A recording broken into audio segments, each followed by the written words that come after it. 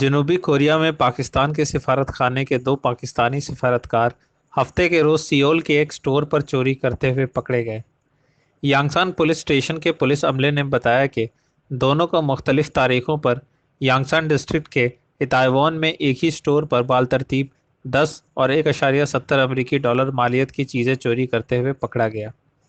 Korea Times کے مطابق police کی رپورٹ میں بتایا گیا ہے کہ ایک سفارتکار نے مبینہ طور پر 10 جنوری کو 1.70 ڈالر کی چاکلیٹ چوری کی تھی اور دوسرے نے 23 فروری کو 10 ڈالر کی ٹوپی چوری ہونے کے بعد سٹور پر موجود ایک ملازم نے کچھ ہی دیر بعد پولیس رپورٹ درج کروائی اور قانون نافذ کرنے والے حکام نے CCTV فوٹیج کے ذریعے ملزم کی شناخت پاکستان سفارت خانے کے 35 سالہ سفارتکار کے طور پر کی۔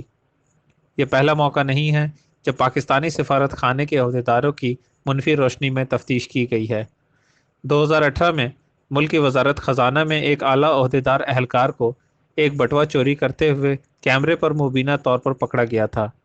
یہ بٹوا کویت کے وفد کے ایک ممبر کا تھا جو اس وقت ملک کا دورہ کر رہے تھے اور یہ وہاں چھوٹ گیا تھا۔ یہ چوری پاکستان انتظامی خدمات گروپ کے گریڈ 20 کے افسر نے کی تھی۔